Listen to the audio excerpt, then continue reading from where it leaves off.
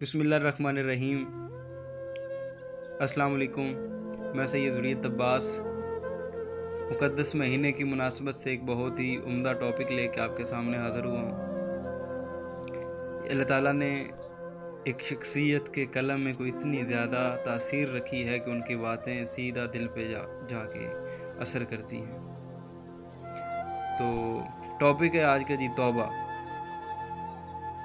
واصف علی واصف لکھتے ہیں کہ اگر اپنا گھر اپنے سکون کا باعث نہ ہو تو توبہ کا وقت ہے۔ ایک جملے میں لاکھوں راز پوشیدہ ہیں، یہ بس اب سننے والے پہ منحصر ہے کہ وہ اس سے کتنا استفادہ حاصل کرتا ہے۔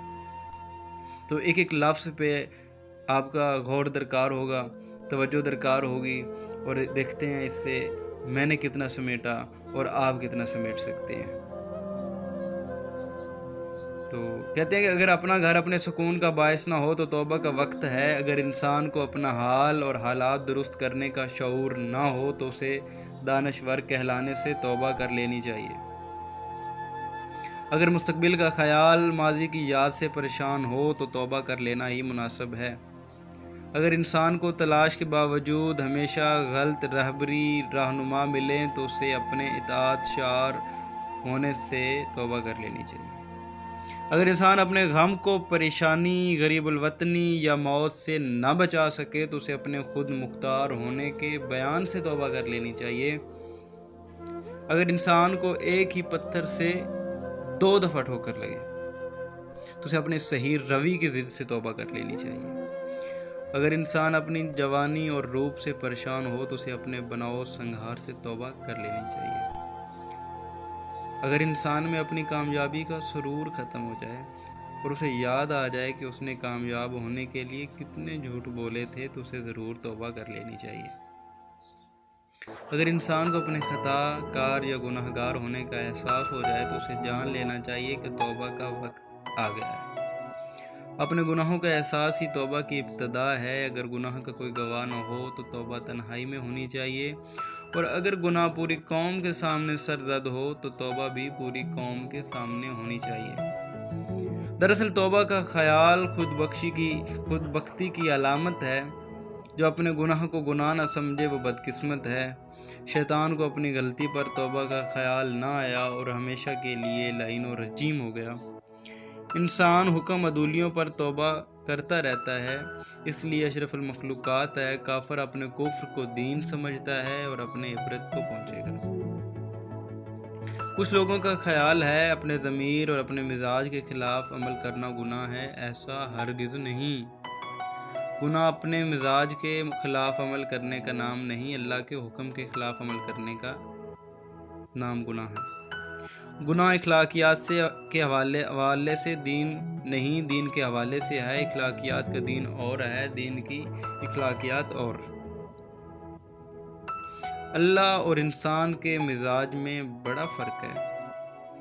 خالق اور مخلوق کے درجات کے علاوہ بھی فرق ہے۔ اگر تھوڑی دیر کے لیے کسی ملا کو دنیا کی خدائی دی جائے تو اس دنیا میں کیا کیا تبدیلیاں کرے گا۔ کافروں کو نیست و نابود کر دے گا، یہودیوں کو فنار کر دے گا، غیر اسلامی معاشروں کو تباہ کر دے گا، غرض کہ اس دنیا کو اپنے جیسا مسلمان کر دے گا۔ یہ انسان کی خدائی ہوگی۔ اللہ کی خدائی وہ ہے جو اللہ کے ہاں پسندیدہ دین اسلام ہی ہے، لیکن کافروں کو پیدا کرنا، انہیں طاقت اور قوت دیتے رہنا، مسلمانوں کی جو حالت ہے اسے خاموشی سے دیکھتے رہنا اللہ ہی کا کام ہے۔ انسان اور خدا کے عمل میں جو فرق ہے اس پر غور کرنا چاہیے۔ ہماری جو مرضی اللہ کے علاوہ ہے وہ غلطی ہو سکتی ہے، اور اس غلطی سے توبہ کرنا لازم ہے۔ ہم اپنے لیے ایک زندگی چاہتے ہیں، ایک زندگی ہمارے لیے اللہ چاہتا ہے۔ اگر ان دونوں میں فرق ہے تو غلطی موجود ہے۔ اللہ کی پسند کے علاوہ کسی اور انداز زندگی کو پسند کرنا گناہ ہے، اور اس سے توبہ کرنا ضروری ہے۔ پیغمبر خطا سے معصوم ہوتا ہے، کسی پیغمبر کا استغفار پڑھنا عجب ہے۔ نئے مقامات حاصل ہونے پر پرانے مقامات پر استغفار، عروج کی منزل استغفار اور الحمد کی منزل۔ नई बुलंदी का शुक्र और पहले दर्जे पर इस्तिग़फ़ार। मतलब ये हुआ एक मुकम्मल नेक और वही इलाही के मुताबिक चलने वाली ज़िंदगी के लिए भी इस्तिग़फ़ार का अमल मंशा इलाही के ऐन मुताबिक है। तौबा अल्लाह की रज़ा का हसूल है। और पूछते हैं बार बार गलती करने और बार बार तौबा करने के बारे में। अगर इंसान को गुनाह से शर्मिंदगी नहीं तो तौबा से क्या शर्मिंदगी। तौबा का अमल तर्क नहीं होना चाहिए। अगर इंसान को मौत आ जाए तो उसे हालत गुनाह में ना आए बल्कि हालत तौबा में। और कुछ खबर नहीं कि मौत किस वक्त आ जाए। गुनाह का एहसास पैदा हो जाए तो गुनाह से नफ़रत ज़रूर पैदा होगी। नफ़रत हो जाए तो दोबारा गुनाह करने का अज़म पैदा होगा। दोबारा गुनाह ना करने का अज़म ही तो तौबा है। अल्लाह को गवाह बनाकर अपनी गलती पर माजरत और आइंदा ऐसी गलती ना करने का वादा तौबा कहलाता है। तौबा मंजूर हो जाए तो गुनाह दोबारा सरजद नहीं होता। और जब गुनाह माफ़ हो जाए तो गुनाह की याद भी बाकी नहीं रहती। अगर अल्लाह एहसान फरमा दे तो इंसान को अंधेरों से निकाल कर रोशनी में दाखिल कर दिया जाता है। उसकी साबका बुराइयों को अच्छाइयों में तब्दील कर दिया जाता है। अल्लाह तौबा करने वालों पर बड़ा मेहरबान होता है। आदम ने तौबा की, उन्हें खिलाफत अर्ज़ी का ताज पहनाया गया। यूनुस ने तौबा की, उन्हें नजात मिली। हर तौबा कबूल करने वाले को अल्लाह ने अपना कुर्ब अता फरमाया। शर्त सिर्फ यह है कि उन्हें तौबा से दिल से की जाए और अपने आप को उस रास्ते से अलग कर दिया जाए जिस रास्ते पर गलती के दोबारा होने का इम्कान हो। तौबा करने वाले की ज़िंदगी तब्दील हो जाती है। अल्लाह से तौफीक मांगनी चाहिए कि तौबा सलामत रहे। तौबा शिकन इंसान कहीं का नहीं रहता। वो अपनी नज़रों से गिर जाता है, वो एहतराम के तसव्वुर से महरूम हो जाता है, दुआओं से महरूम हो जाता है, वो इबादत की अफादियत से महरूम हो जाता है। गुनाहों में सबसे बड़ा गुनाह तौबा शिकनी है। तौबा शिकनी इंसान की शख्सियत को अंदर से तोड़ फोड़ देती है। उसका ज़हरी वजूद बेखराश हो तब भी उसका अंदर का वजूद काश हो जाता है। दरअसल गुनाह बिलअमूम इंसान को नुकसान पहुंचाने वाला अमल होता है। इंसान नहीं समझता कि खालिक ने जिस अमल से रोका है उससे रुक जाना ही सादत का ज़रिया है। अदब की दुनिया में अगर मुसन्नफ़ ऐसी किताब तहरीर करे जिससे कारी में गुनाह की रग़बत या मैलान पैदा हो जाए तो ऐसी तहरीर गुनाह ही कहलाएगी। ऐसे गुनाह से तौबा कर लेना लाज़िम है। मुसन्नफ़ का अमल तसनीफ़ है। ये अमल खैर या शर का बाब अंजाम ज़रूर देखेगा। गुनाहों पर उकसाने वाले का अंजाम गुनाहगार के अंजाम से ज़्यादा खतरनाक होगा। नेकी पर राह पर गामज़न करने वाले का अमाल सबसे ज़्यादा मुस्तहसन अमल है। अदीब मर जाता है, अदब ज़िंदा रहता है और अदब अपनी तासीर पैदा करता रहता है। मुसन्नफ़ को अपनी गुनाह साज और गुनाह परवर तसानीफ़ से तौबा करनी चाहिए। अगर तौबा कबूल होगी तो उसे नेक तसानीफ़ का शऊर अता होगा, ये लाज़िम है, जिससे वो हर आने वाले दौर से दुआएं हासिल करेगा। आने वाले ज़मानों की दुआएं या बद्दुआएं जाने वाले इंसान के लिए बड़ी तासीर रखती है। नीयत का गुनाह नीयत की तौबा से माफ़ होगा।